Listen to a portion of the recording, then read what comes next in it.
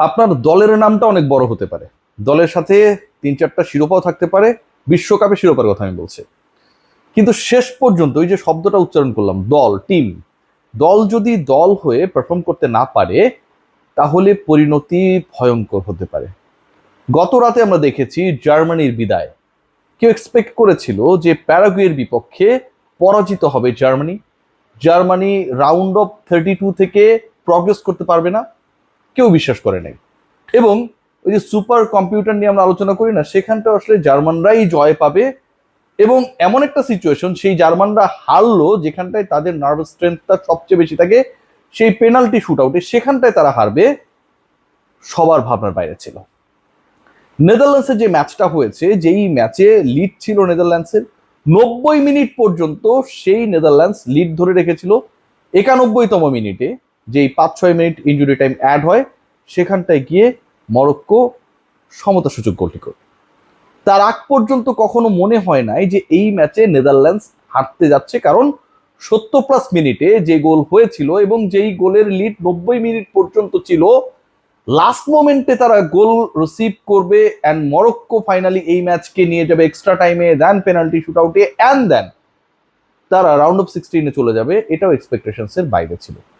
কারণ ওই যে আগে নেদারল্যান্ডস গোল করে এগিয়েছিল, ধরে রেখেছিল। টিম হিসেবে যদি কেউ খেলতে না পারে, সেই নামটা যত বড় হোক না কেন, সেই দলটা যত কনভিন্সিং লিড পাক না কেন, নাম হিসেবে জার্মানি, লিড পেয়ে 90 মিনিট পর্যন্ত চালিয়ে যাওয়া নেদারল্যান্ডস শেষ পর্যন্ত টিকে থাকতে পারে নাই। গত রাতে ইউরোপের যে অঘটনের ঘটনাগুলো ঘটেছে, এর মূল কারণ ছিল actually they fail to play the team game. এবং সেই জায়গাটায় আমার কাছে এই মুহূর্তের যে আপডেটটা রয়েছে, যে আর্জেন্টিনার টিম গেম খেলার ক্ষেত্রে টিম হিসেবে পরের রাউন্ডগুলোতে আরো বেশি চমকপ্রদ, স্ট্রেংথফুল হবার ক্ষেত্রে সবচেয়ে বাধা যে জায়গাটায় ছিল, সেই সংখ্যাটা দূর হয়ে গেছে। I am going to discuss about the defence. এবং লাস্ট ম্যাচে আর্জেন্টিনা জর্ডানের বিপক্ষে 3-1 জয় পেয়েছিল। লিওনেল মেসি মাঠে নেমেছিলেন, তিনি গোল করেছিলেন, নাম্বার অফ গোলস 6, এই মুহূর্তে গোল্ডেন বুট পাবার ক্ষেত্রে সবচেয়ে বেশি এগিয়ে। সেই লিওনেল মেসির দলে টানা 3 জয়ের পরেও লিওনেল মেসি নামলেই গোল পান, এরকম স্বস্তির পরেও বড় আক্ষেপের নাম রক্ষণ। এবং সেই জায়গাটায় ওতামেন্দির যে উপস্থিতি সবশেষ ম্যাচে, তার যেই ম্যান মার্কিং এর ব্যর্থতা, তার যেই টার্গেট ফুলফিলমেন্টের ক্ষেত্রে failure, end of the day যদি আপনারা কমেন্ট বক্সে গিয়ে দেখেন বিভিন্ন সাইটগুলোর যে how actually he played, what are his performance, I am discussing about Nicolas Otamendi, সবাই বলবে, সবাই বলেছে যে তিনি যদি মাঠে 5 মিনিটও থাকেন, ওতামেন্ডিকে যদি 5 মিনিটও রাখা হয়, that could be very very much dangerous for the আর্জেন্টাইন্স।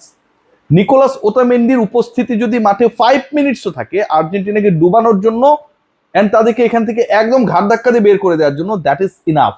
Argentine fan যারা রিসার্চার রয়েছেন, যারা ফলো করছেন, সবাই এই ব্যাপারে একমত দ্যাট নিকোলাস ওটামেন্ডি এই মুহূর্তে আর্জেন্টিনার সবচেয়ে বড় বাধা। তাহলে তিনি কেন মাঠে? সেই প্রশ্নের উত্তরটা হচ্ছে রোমেরোর ইনজুরি। এই যে এই একটা ইনজুরি যেটা আর্জেন্টিনার রক্ষণ নিয়ে আসলে টেনশন ক্রিয়েট করেছিল, রক্ষণাত্মক হতে বাধ্য করেছিল, রাউন্ড অফ 32-তে সেই সংখ্যাটা কেটে গেছে and Argentina has got a very very good news that Romero is available to play the match in the knockout stage.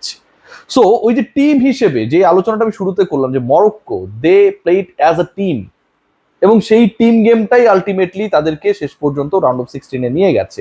Brazil they fail to play the game as a team and that failure actually moves them out from the World Cup. So ওই জায়গাটা আমার কাছে মনে হয় আর্জেন্টিনার সবচেয়ে ল্যাকিংসের জায়গা যেখানটায় ছিল, সেটা হচ্ছে ডিফেন্স অ্যান্ড রোমেরোর প্রেজেন্স, তার সুস্থ হয়ে ওঠা আমার কাছে এখন পর্যন্ত আর্জেন্টিনাকে টিম হয়ে খেলার ক্ষেত্রে একটা বড় ধরনের অ্যাডভান্টেজাস পজিশনে রাখবে।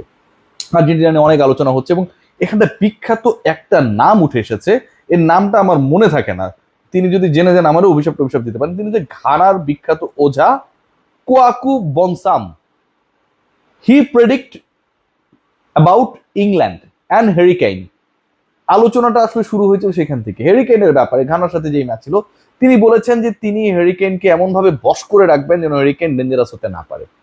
ঘানা ভার্সেস ইংল্যান্ডের যে ম্যাচটা ছিল গ্রুপ স্টেজের ম্যাচ, সেই ম্যাচে ইংল্যান্ড শেষ পর্যন্ত ঘানার সাথে ড্র করে মাঠ ছেড়েছে। যে হ্যারিকেন মনে করা হচ্ছিল যেভাবে স্টার্ট করেছিল ওয়ার্ল্ড কাপটা ঘানার বিপক্ষে 2-3টা হ্যাট্রিক করে ফেলবে, সেই হ্যারিকেন গোলের দেখা পান নাই। এরপরে এই ভদ্রলোক ওঝা তিনি ঘোষণা করলেন যে কোয়াকু বানসাম তিনি ঘোষণা করলেন যে হ্যারিকেনকে তিনি মুক্ত করে দিয়েছেন। And then England played against Panama এবং সেখানটায় ইংল্যান্ড জয় পেল, হ্যারিকেনও গোল পেলেন। কোয়াকু বানসামের যে এই ওঝাগিরি, ভবিষ্যৎ বলা, প্রেডিকশন, অভিশাপ দেয়া, অভিশাপ ফিরিয়ে নেয়া, সবকিছুর কেন্দ্রবিন্দুতে এই মুহূর্তে আর্জেন্টিনা। কারণ কোয়াসু বানসাম জানিয়েছেন that Argentina is not going to win the next match, যেখানটায় ক্রিস্টিয়ান রোমেরোকে আর্জেন্টিনা পাচ্ছে, টিম হিসেবে নামার একটা সুযোগ পাচ্ছে, লিওনেল মেসিদের জন্য রাউন্ড অফ 16-এ যাবার একটা দারুণ সুযোগ তুলনামূলকভাবে দুর্বল দলের বিপক্ষে তারা খেলতে নামছে। কিন্তু বানসাম বলছেন আর্জেন্টিনা পারবে না। এটা নিয়ে যারা হাসাহাসি করছেন তারাও কিছুটা কেয়ারফুলি হাসছেন, কারণ এর আগে রিগার্ডিং ইংল্যান্ড এন্ড হ্যারিকেন তার যে দুটো ভবিষ্যৎবাণী সেটা মিলে গেছে। Let's see what happen. আমি কেন আসলে মরক্কোকে ট্যাগলাইনে রেখেছি যে এই মরক্কো ডিফারেন্ট, এবং মরক্কো নিয়ে যে আসলে তথ্যটা অবাক করা, সেটা আলটিমেটলি এবারের বিশ্বকাপে তাদেরকে কতদূর নিয়ে যাবে সেই জায়গায় একটা আমার কাছে মনে হয় একটা বিশাল কনফিউশন ক্রিয়েট করে রেখেছে। All are discussing about which teams. আর্জেন্টিনার ব্যাপারে কথা হচ্ছে, আলোচনা হচ্ছে সবচেয়ে বেশি ফ্রান্সের ব্যাপারে। সুপার কম্পিউটারের অ্যানালিসিস, এক্সপার্টদের analysis, all the analysis ultimately showing that France and Argentina there is a big possibility যে তারা ফাইনাল খেলবে আবার 2022-এর মতো করে, এগেইন ওই ফাইনালে ফ্রান্স এবার আর্জেন্টিনাকে হারিয়ে শিরোপা জিতবে, অথবা আর্জেন্টিনা ফ্রান্সকে হারিয়ে শিরোপা জিতবে। পার্সেন্টেজের হিসাবে ফ্রান্স এগিয়ে। No one is discussing about Morocco, no one discussing about Morocco. Why? যেই মরক্কো এবার ইনজুরি টাইমের গোলে সমতায় ফিরে পেনাল্টি শুট আউটে নেদারল্যান্ডসকে আউট করে দিল, এবং পরবর্তী রাউন্ডেও তাদের খুব বেশি কঠিন পরীক্ষা পড়তে হবে বলে মনে হচ্ছে, সম্ভবত কানাডার বিপক্ষে ম্যাচ, যতটুকু আমি গেস করতে পারি। যেই মরক্কো 2022 ওয়ার্ল্ড কাপে আপনারা খেয়াল করে দেখবেন বেলজিয়ামকে হারিয়েছিল, ক্রোয়েশিয়ার সাথে তাদের ওপেনিং ম্যাচে ড্র করেছিল, স্পেনকে হারিয়েছিল, যেই মরক্কো পর্তুগালকে হারিয়েছিল। পর্তুগাল, স্পেন, বেলজিয়াম, ইউরোপের 3টা দলের নাম যে বললাম প্রত্যেকেই ওয়ার্ল্ড কাপ জেতার মতো দল, হারিয়ে তারা সেমিফাইনাল পর্যন্ত গিয়েছিল এবং সেখান থেকে ফ্রান্সের কাছে হেরে গিয়েছিল। সেই মরক্কো, সেই টিম মরক্কো। তথ্যটা হচ্ছে they are playing as a team.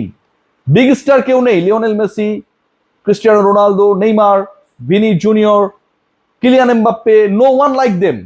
Hakimi, Achraf হাকিমিদের পরিশ্রম, ঘাম ঝরানো গল্পের কথা আমরা জানি, but they are playing as a team. They have the full faith on their mates, they know their goal, they know about their capability. এটা এবারের মরক্কোকে কতটা ভয়ঙ্কর করতে পারে আমার কাছে সেটা নিয়ে যথেষ্ট সন্দেহ রয়েছে। এবং এই মরক্কো যদি চমক দিয়ে ফাইনাল পর্যন্ত চলে যায়, অবাক হওয়ার কিছু থাকবে না। Cause they are playing as a team, big stage, you need to play as a team to have a very very good result. সবাই ভালো থাকবেন।